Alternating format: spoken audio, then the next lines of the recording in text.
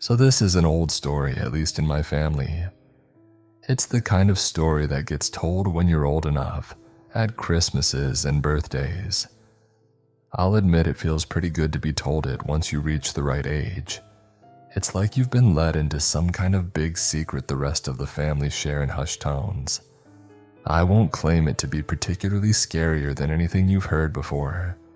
There aren't any ghosts or demons or cosmic entities, but it frightened me to death the first time I was told it. And it has had the same effect on anyone I've ever seen it told to since. I suppose I should get to the point. My uncle, who isn't my uncle, more my mom's dad's friend, I think. He used to work in the 60s in one of those massive depot warehouses. The ones where they store boxes and random things before they can be shipped off to where they're actually meant to be. He was broke at the time and down on his luck, and he worked as the night security at this place.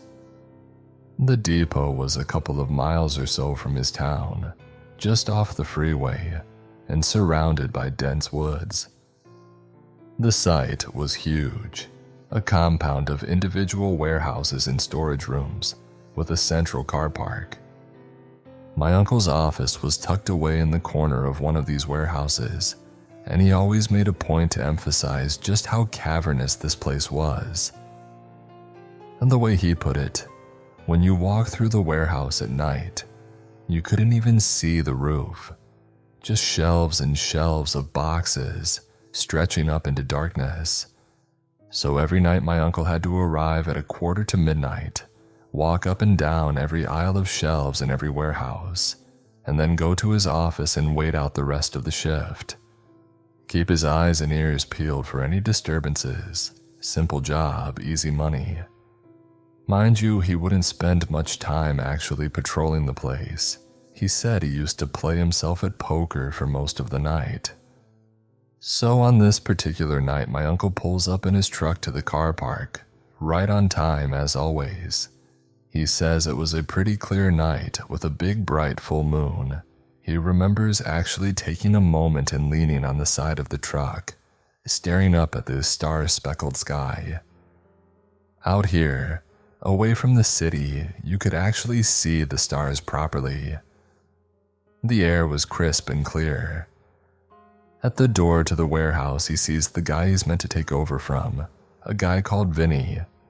Now, the way my uncle described Vinny, basically he was a nice enough guy, but not everything was working properly upstairs, if you catch my meaning.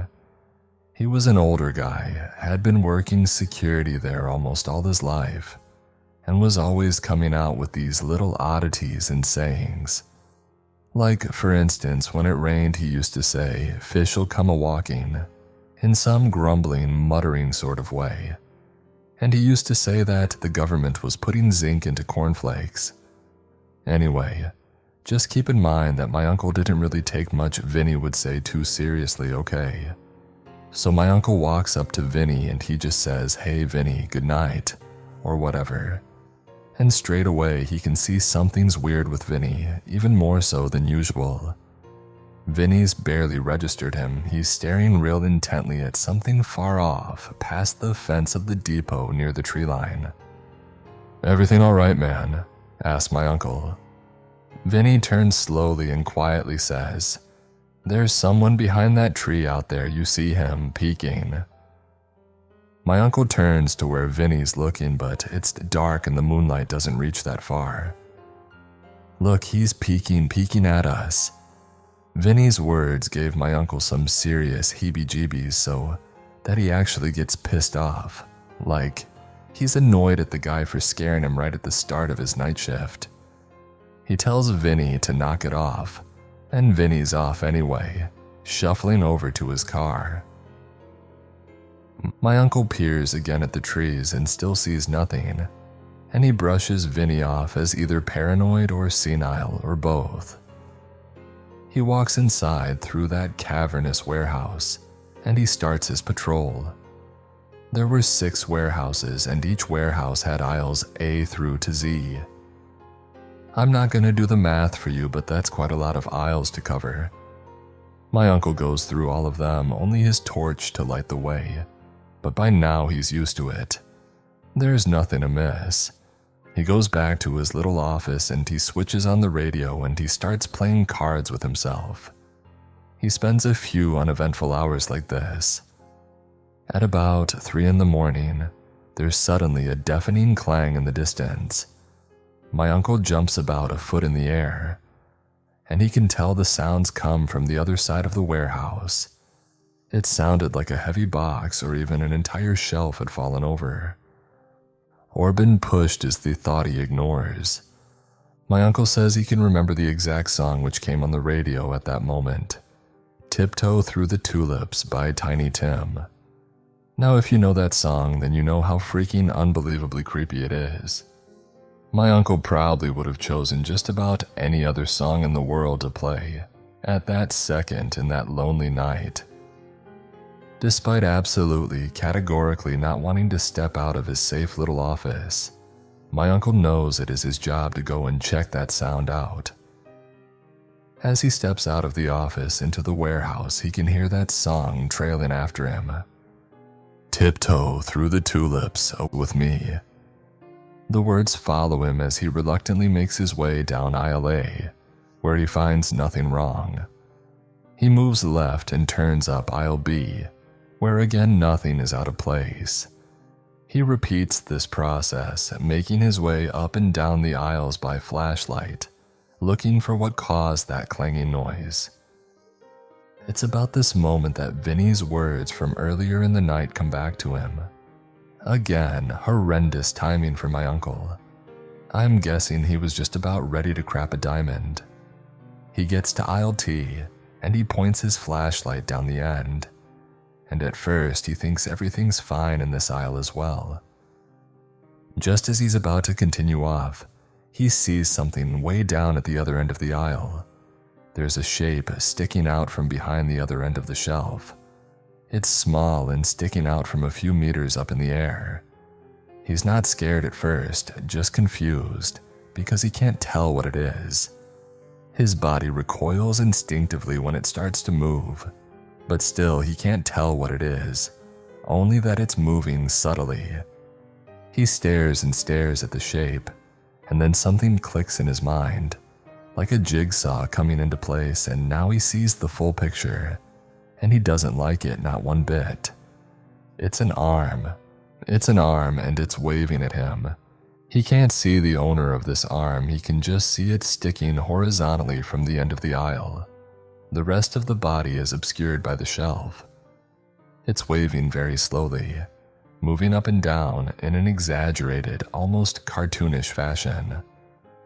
My uncle, in a moment which shocks himself too, calls out, Hey, who's there?" His voice cracks on the there, and he hopes that whoever this is hasn't heard the fear in him. The person doesn't reveal themselves, just slowly pulls their arm back behind the shelf out of sight.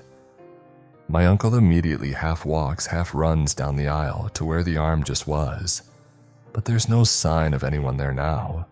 He hurries down past all of the aisles in that direction, past parcels and packages, but he can't find this intruder anywhere. Now, the whole time as he's searching the aisles, he can hear noises from the aisles perpendicular to him. Like whatever aisle he's in, he can make out noises just past the shelves next to him, but he can't see what's making the noises because it's obscured by the boxes and the darkness. He hears light, frantic footsteps, pitter-pattering on the floorboards adjacent to him, always just out of sight. At this point, he's probably trying to pinch himself and wake up from this entire situation, because it sounds like there's somebody sprinting barefoot through this empty warehouse in the middle of the night. He gets back to aisle A, outside his office, and he can't hear any footsteps anymore, and he's starting to really freak out now, thinking he's let an intruder in and lost them. He turns to start searching the aisles again, and his flashlight beam hits something down the end of aisle A now. It's not an arm, it's a head. The face is peeking around the shelf, half obscured, to the extent he has to squint to make sure he's really seeing it. In the dark and with the distance between them, he can only make out 3 features. The hair is too wild and matted for him to decide if it's a man or a woman.